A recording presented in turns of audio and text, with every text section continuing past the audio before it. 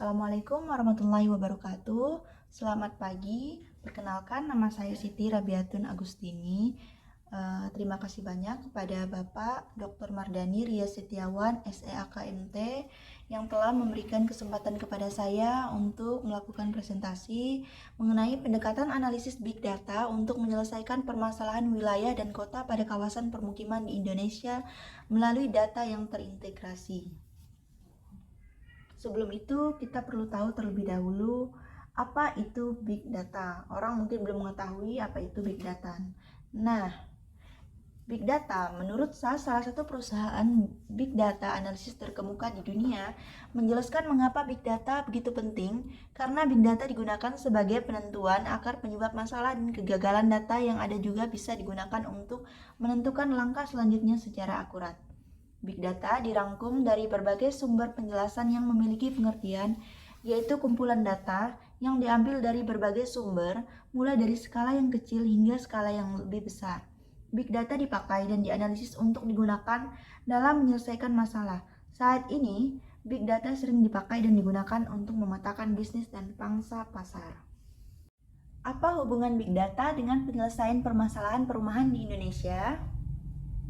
Menurut Undang-Undang Nomor 4 Tahun 1992 Pasal 3, permukiman adalah bagian dari lingkungan hidup di luar kawasan lindung, baik yang berupa kawasan perkotaan maupun pedesaan yang berfungsi sebagai lingkungan tempat tinggal atau lingkungan hunian dan tempat kegiatan yang mendukung kehidupan dan penghidupan.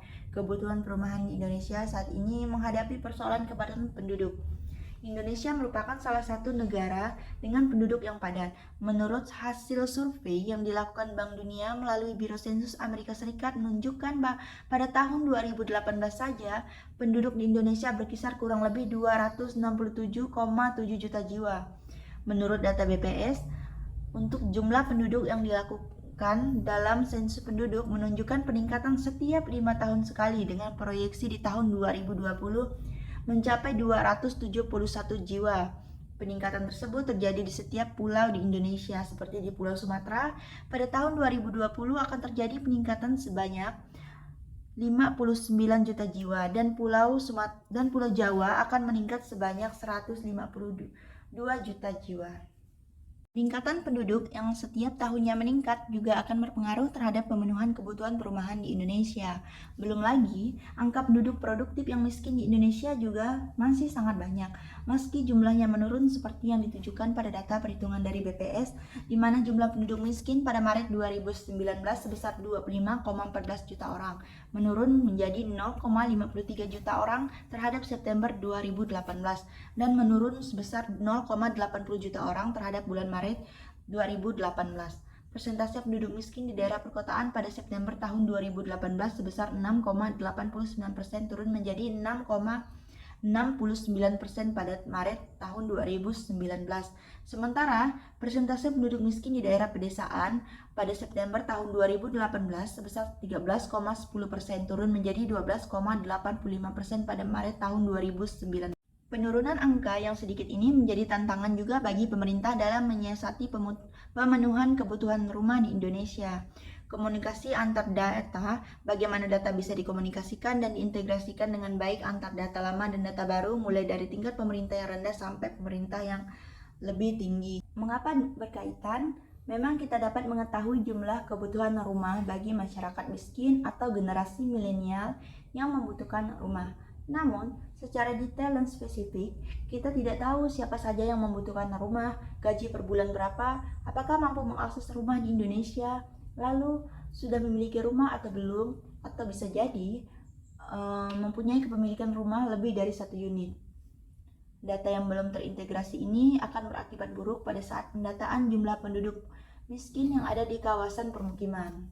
Jika data detail perorangan dapat diakses oleh pemerintah daerah tertentu, kerja pemerintah menjadi lebih efisien karena pemerintah memiliki data yang akurat dan memudahkan dalam verifikasi sebelum proses pendataan dilakukan.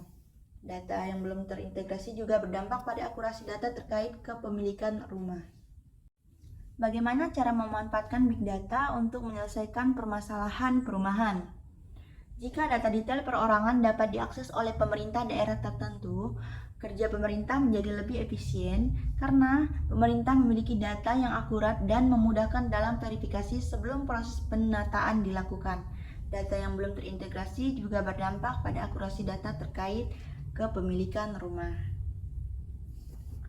Big data ini bisa dimulai dari lembaga yang melakukan survei dari wilayah yang paling kecil, setingkat RT dan RW, terintegrasi dengan data kependudukan lain di level yang lebih tinggi ataupun yang lebih rendah sekalipun.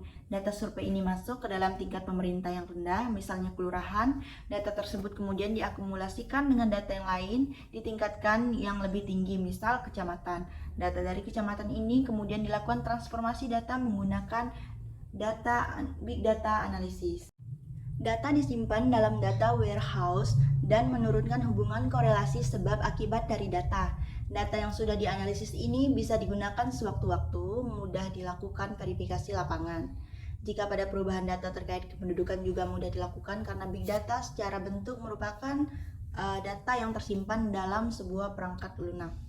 Big data ini juga memudahkan manajemen data yang berserakan dan kompleks. Data-data yang dimaksudkan bisa merupakan data spasial, data kependudukan. Jika lebih ekstrim lagi, lokasi perseorangan yang diinput dari data kependudukan juga bisa dilihat melalui sistem yang terintegrasi dengan koordinat pribadi demi kemudahan proses verifikasi di lapangan. Baiklah, kesimpulannya adalah bahwa basis data menjadi kunci penyelesaian sebuah permasalahan. Jika basis data tidak akurat, maka akar permasalahan pun akan sulit untuk diatasi. Di era teknologi digital ini, perlu rasanya pemerintah mulai mengintegrasikan data dari setiap lembaga pemerintah agar pengawasan, pemenuhan kebutuhan, penyelesaian masalah, dan pemilihan strategi untuk menyelesaikan masalah juga lebih mudah dalam kinerja pemerintah. Baik, mungkin itu saja presentasi dari saya. Kurang lebihnya mohon maaf jika ada kesalahan. Wabillahi taufiq wal hidayah. Wassalamualaikum warahmatullahi wabarakatuh. Selamat pagi menjelang siang.